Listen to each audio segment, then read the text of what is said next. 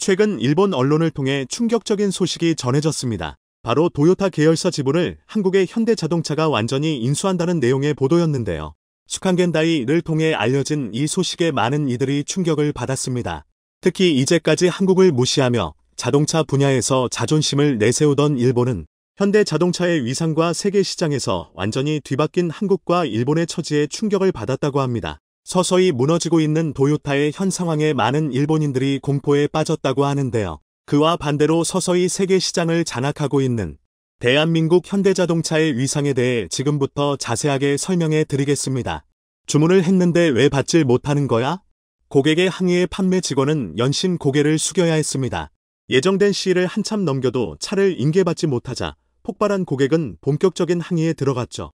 비단 이 손님만이 아니라 많은 고객들이 판매사무소까지 와서 차량 인계를 요청했으나 차량을 전달하는데 상당한 시일이 소요되는 상황.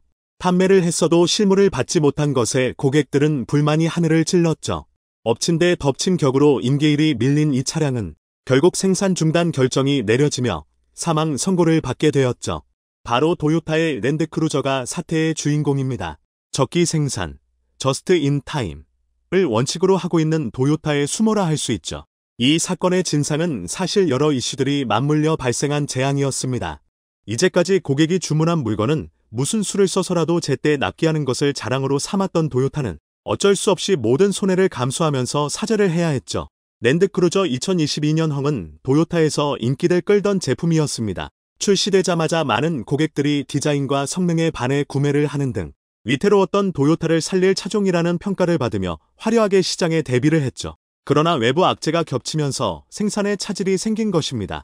우크라이나 전쟁과 중국발 부품 수급 문제가 바로 그것인데요. 우크라이나 전쟁으로 도요타는 러시아 공장 가동을 중지해야 했습니다. 도요타는 결국 눈물을 머금고 모든 생산과 판매망을 철수했죠. 부지가 싼 러시아를 중심으로 서유럽과 동유럽 등 판매망을 확충해 유럽 진출을 계획했던 도요타 입장에서는 러시아 전쟁으로 인한 피해가 막대했습니다.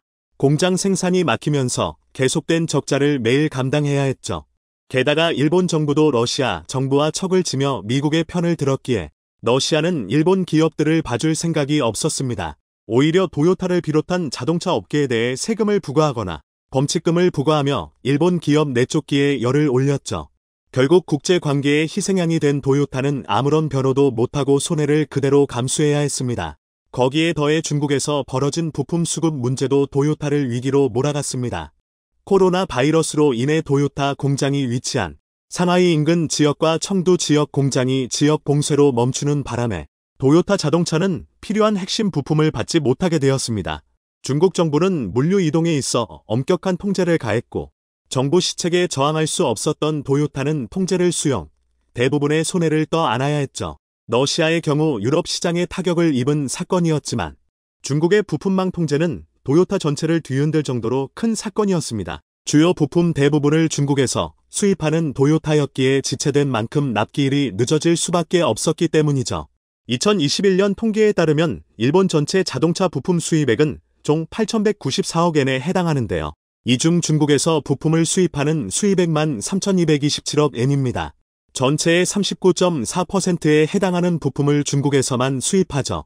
심지어 코로나로 인한 공장 폐쇄만 있었던 것이 아니라 스촨성에서 벌어진 가뭄 역시 도요타를 옥죄었습니다.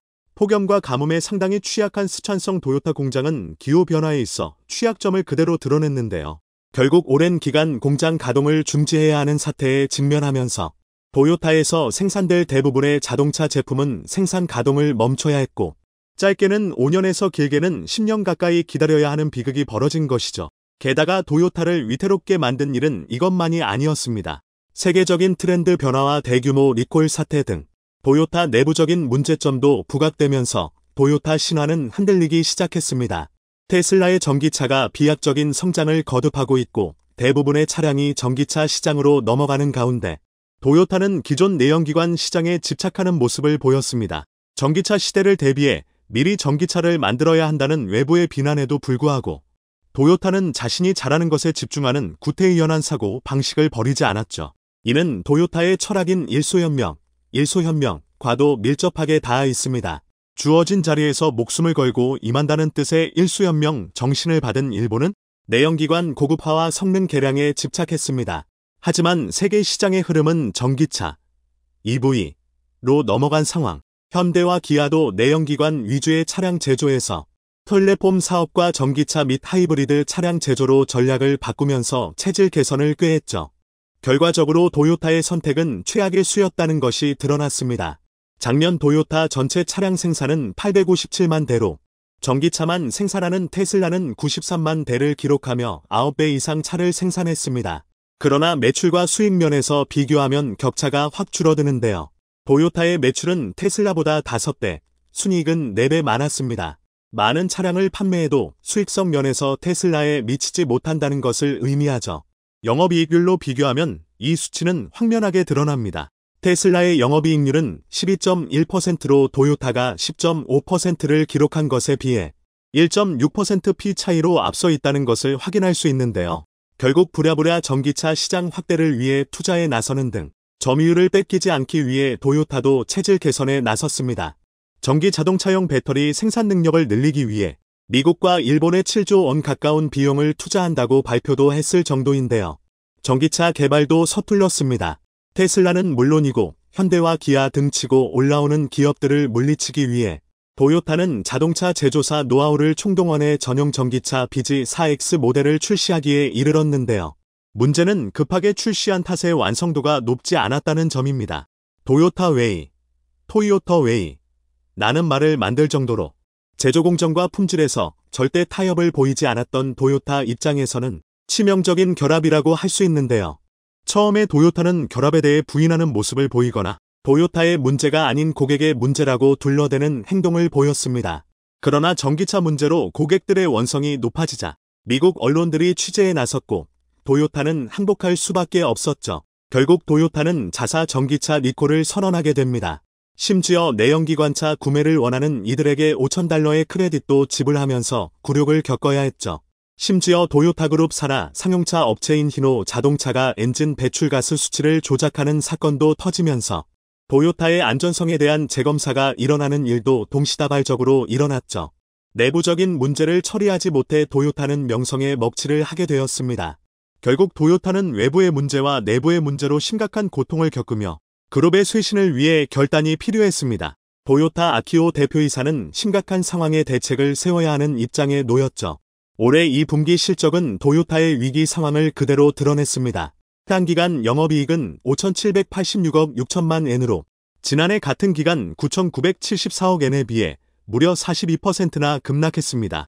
반도체 및 생산 문제가 제대로 반영되지 않은 실적이기에 이후에도 비슷한 실적 하락이 예상되는 가운데 도요타는 비상대책을 위한 자금 확보가 필요했습니다.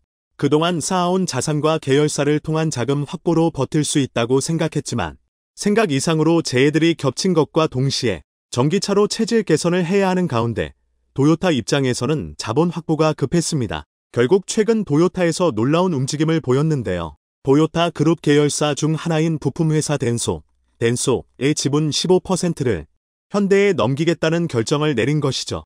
슈칸 다이를 통해 보도되면서 큰 화제를 불러일으켰습니다. 덴소는 도요타 그룹의 핵심 부품 회사로 수많은 메이커의 부품을 공급하는 곳으로 원래는 도요타 자동차 산하에 있던 기업이나 분리를 해 지금의 덴소가 되었는데요. 도요타는 15%의 지분을 행사하고 있었으나 이를 모두 청산하고 현대자동차에 이를 넘기는 것으로 급한 자금을 마련하겠다고 결정한 것이었죠. 슈칸 겐다이에 따르면 현대 입장에서도 덴소의 지분을 매입, 세계적인 부품 회사의 영향력을 행사할 수 있게 되면서 양사는 모두 흡족할 만한 결과를 얻었다고 하는데요. 그러나 일본이라는 국가 차원에서 이는 충격적인 사건이었습니다. 그동안 무시했던 한국 기업이 일본 기업의 지분을 가져가면서 한국과 일본의 처지가 역전된 것을 보여주는 사례였기 때문이죠. 일본 네티즌들은 이 소식에 충격이라는 반응을 보이며 역전된 처지에 당황한 기색을 감추지 못했다고 하는데요. 이제는 상황이 역전된 한국과 일본. 저문은 일본 자동차 회사와 다르게 상승하고 있는 한국은 전기차 시장에서 가파른 상승세를 보이며 현재 1등인 테슬라를 위협하는 수준이 되었는데요. 과거 반도체 시장에서 한국이 일본은 완전히 집어삼켰듯이 이제 자동차 시장에서도 한국이 일본을 완전히 추월해 한국이 압도적인 위치를 점하기를 기원해 보겠습니다. 베트남 하노이에서 한국어 인기는 어느 때보다 뜨거워지고 있습니다. 8세 아이들은 한국어를 영어와 함께 제2외국어로 배우고 있으며 한국어 능력 시험 응시자 수는 2021년 8,000명에서 작년 28,000명으로 3배 가까이 늘어났습니다. 베트남은 지난 2019년 한국어를 제2외국어로 승인한 데 이어 2021년에는 독일어와 함께 제1외국어로 추가 선정하기도 했습니다. 베트남 교육과정상 제1외국어는 초등학교 3학년부터, 제2외국어는 중등학교부터 선택과목으로 배우게 됩니다. 제1외국어로 지정되면 10년 교육과정 내내 한국어를 배울 수 있습니다. 각 학년은 주당 3시간씩 연간 105시간 한국어를 배우게 되는 것입니다.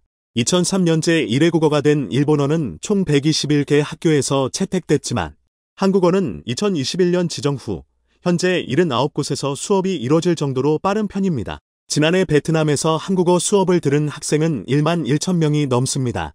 한국으로 유학하거나 혹은 한국 기업에 취업하기 위한 목적이 상당합니다. 올해 기준 전 세계에는 85개국에 248개소의 세종학당이 있는데 베트남에만 23개소로 세계 1위를 하고 있습니다.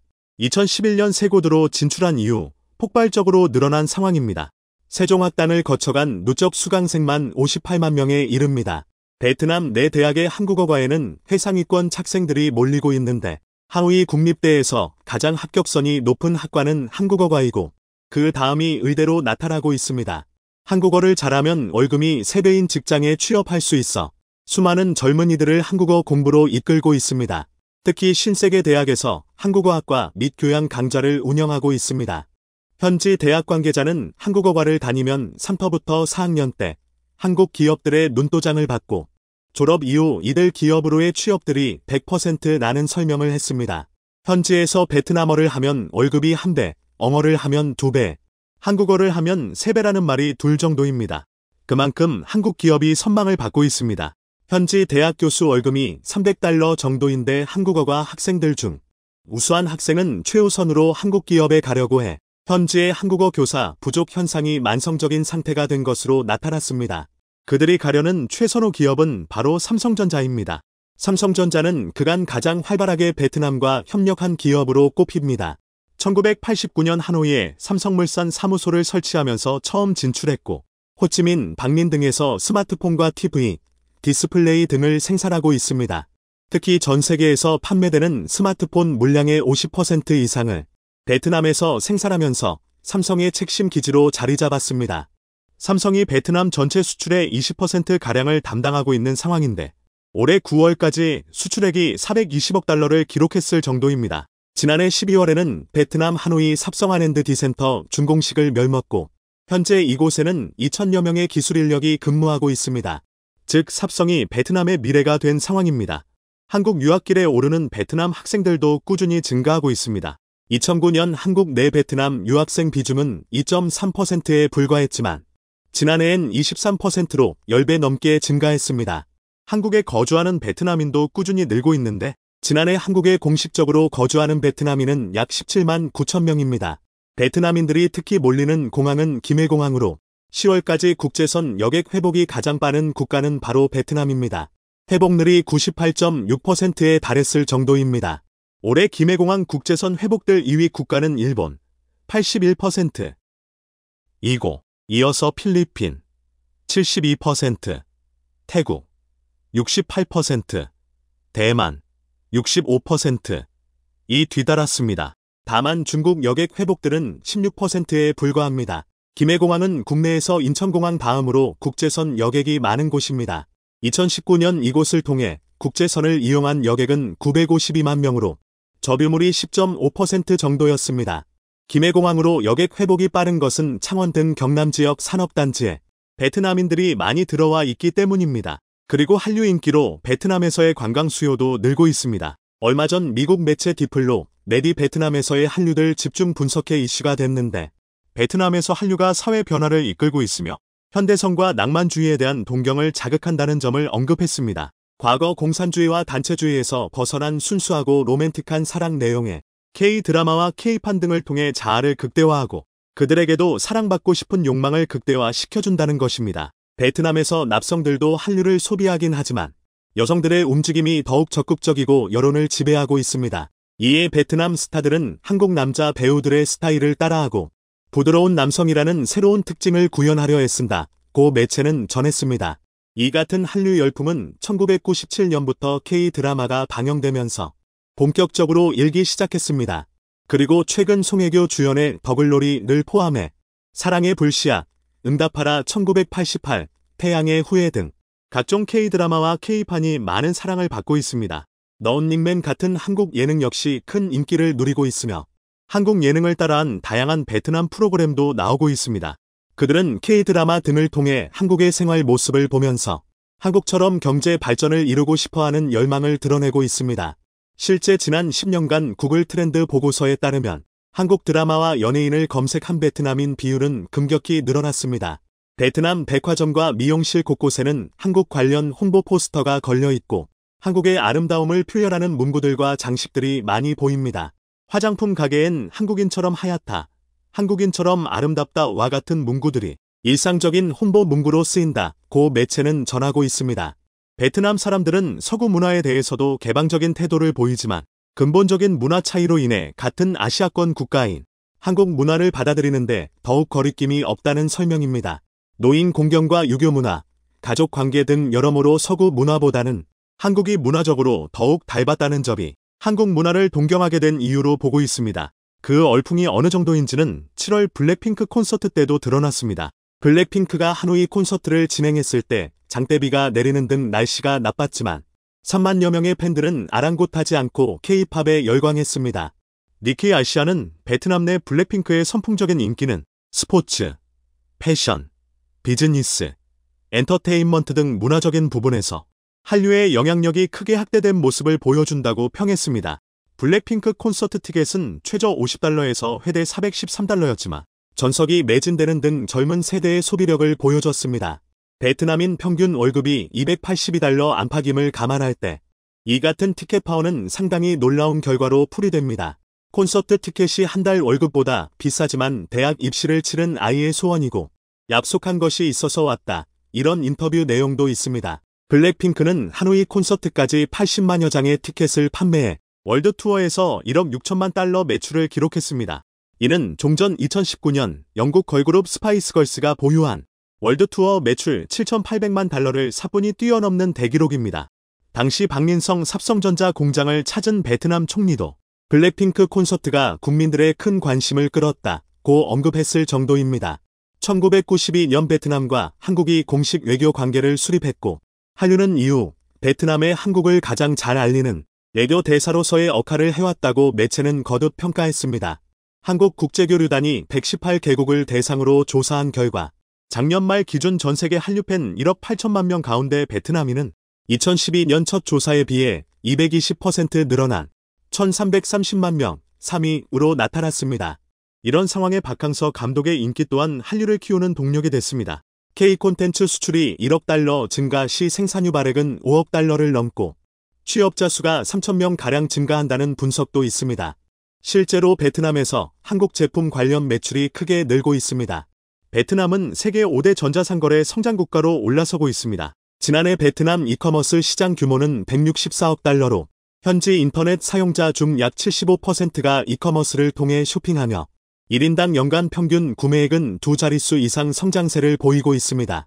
베트남 마켓은 한국 셀러들의 블루오션으로 떠오른 상태입니다. 베트남이 한국에 주로 주문하는 품목으로는 뷰티, 취미, 식음료 관련 상품으로 전년 대비 100% 가까이 늘었을 정도입니다. 현지에서 한국 제품 소비를 견인하는 지역은 호치민과 하노이로 베트남 소비 유행은 두 도시를 중심으로 먼저 시작돼 다른 지역으로 전파되는 것이 보편적인 과정입니다. 소비 여력이 큰 베트남 부유층 비율도 늘고 있습니다. 맥킨지에 따르면 하루에 $11 이상을 소비할 수 있는 베트남 중산층은 2000년 10% 미만에서 현재 40% 수준으로 증가했습니다. 이는 2030년에는 전체 인구의 75%를 차지할 전망입니다. 100만 달러의 유동자산을 보유한 고액 자산가는 7만 2천 명이었고 2026년에는 그 수가 59% 이상 증가한 11만 5천 명에 이를 것으로 보고 있습니다. 순자산 3천만 달러 이상인 초보유층도 1천 명 이상으로 올라 있습니다. 이에 따라 아모레퍼시픽과 LG생활건강 등은 자사의 고급 화장품인 설화수와 오일을 내세워 베트남을 공략하고 있습니다.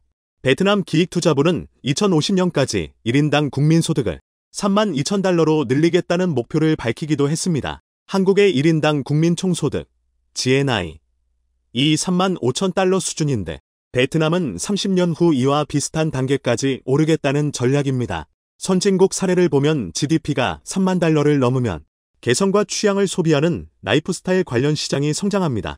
이는 현재 화장품과 음식, 패션 등에 집중된 소비 시장이 곧 리빙, 레저, 교육 등으로 확대 가능성이 높다는 것을 시사하고 있습니다. 현재 기준으로는 먹거리가 그들의 큰 관심사인데 여기에서도 한국 업체들이 큰 두각을 보이고 있습니다.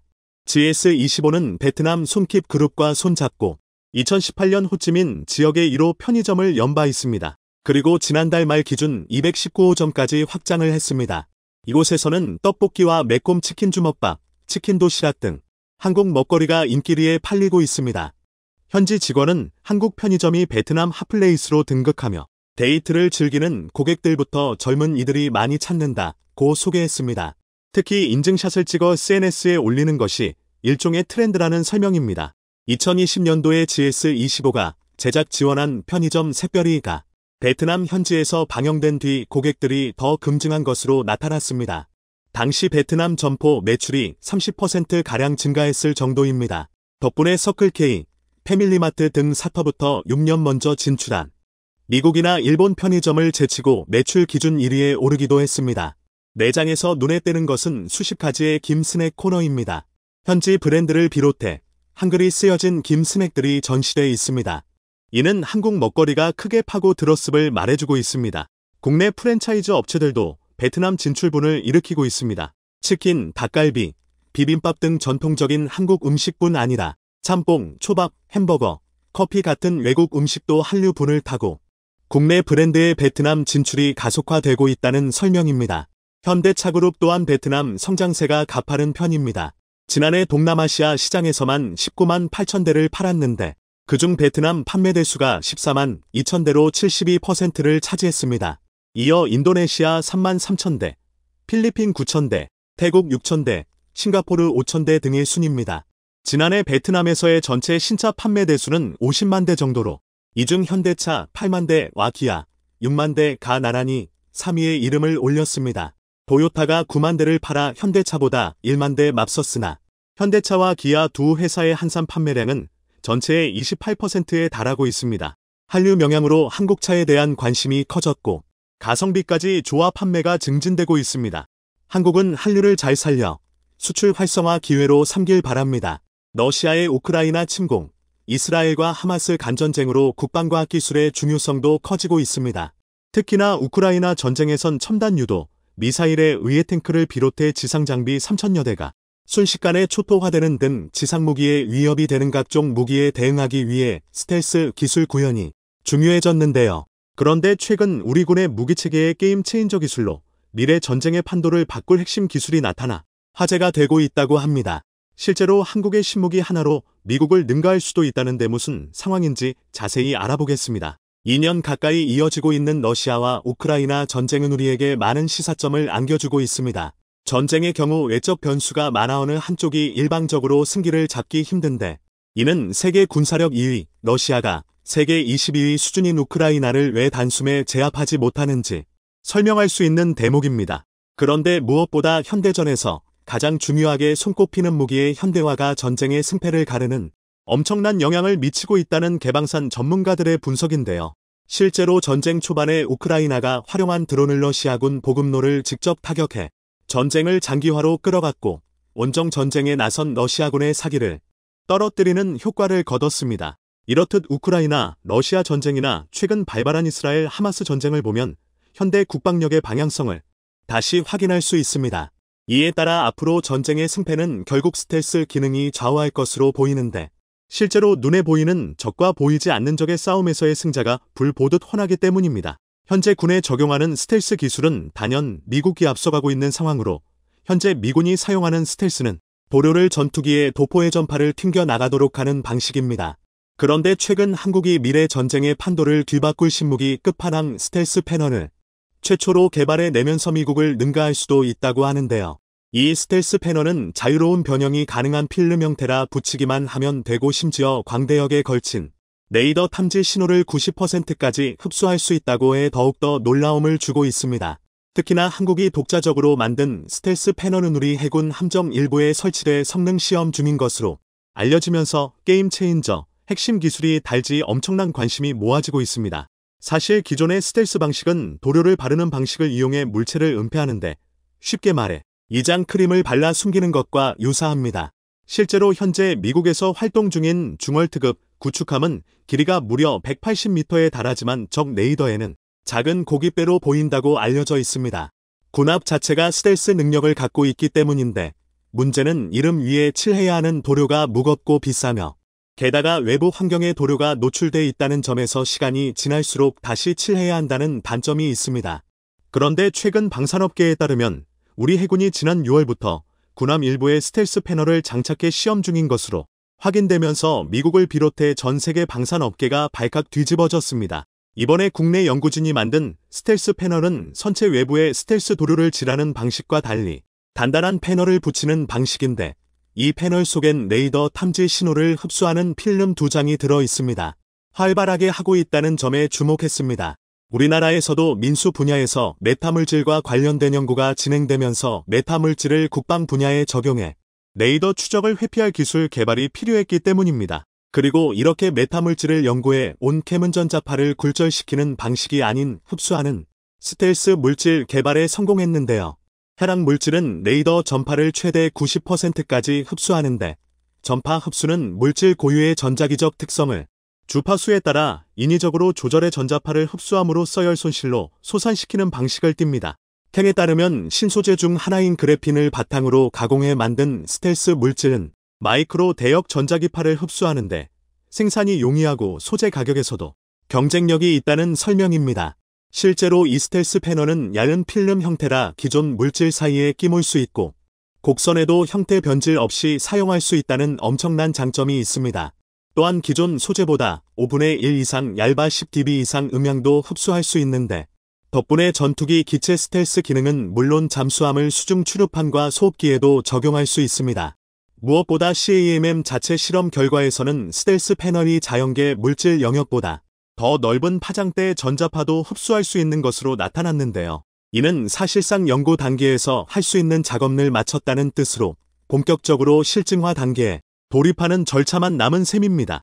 실제로 캠은 해군과 언개의 군함에서 실제 운용 환경 적합성을 검증하고 있는데 이렇듯 한국이 스텔스 패널이라는 미래 전쟁의 판도를 뒤바꿀 신무기를 미국보다 더 빨리 개발해 낼 수 있었던 건 앞서 말씀드렸던 것처럼 우리 연구진이 일찍이 메타물질에 주목했기 때문인데요. 메타물질은 자연계에 없는 물질 특성을 지닌 인공구조물을 뜻하는데 이름에서 알 수 있도이 자연계에는 존재하지 않는 물성을 지니도록 인위적으로 가공한 물질입니다. 메타물질이 가장 큰 특징은 파동이라고 불리는 자연천상을 제어할 수 있다는 점으로 파동은 빛이나 전파, 소리 같은 것들이 장애물과 줌들했을 때 발생하는 전상을 말합니다. 예를 들어 빛이 어떤 물체에 부딪히면 반사되거나 투과되거나 흡수되는 등의 현상이 나타나는데 이 파동을 제어할 수 있게 되면 인위적으로 반사를 막거나 원래는 흡수가 안 되는 걸 흡수시킬 수 있게 되는 겁니다. 쉽게 말하면 영화 해리포터에 나오는 투명 망토를 가능하게 해주는 기술이 바로 메타물질인 셈입니다.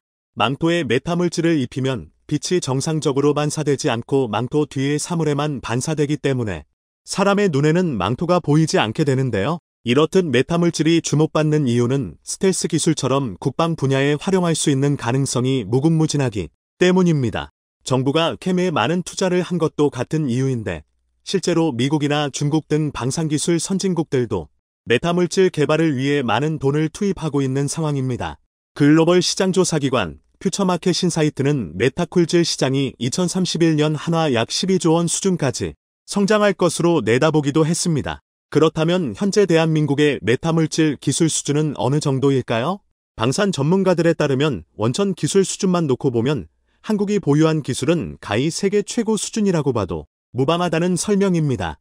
실제로 CAMM 연구단이 내놓은 메타물질 원천 기술 개수와 수준만 따지면 한국은 이 분야 세계 최고 레벨에 있다고 봐도 되는데 국내에서만 364건, 해외에선 165건이 메타툴질 특허를 출원한 상태입니다. 그런데 이 기술은 군함 말고도 다른 모든 육해공 무기에 활용이 가능할 것으로 보이는데요.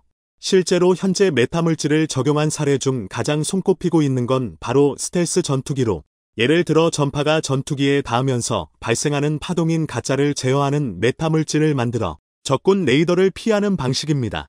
이에 따라 대한항공 2차세대 스텔스 무인기를 개발하고 있으며 캠의 경우 적외선 카메라를 피할 수 있는 보병용 스텔스, 잡수함 내부에서 발생하는 소음이 밖으로 새지 않도록 만들어 가해저용 스텔스를 개발 중입니다.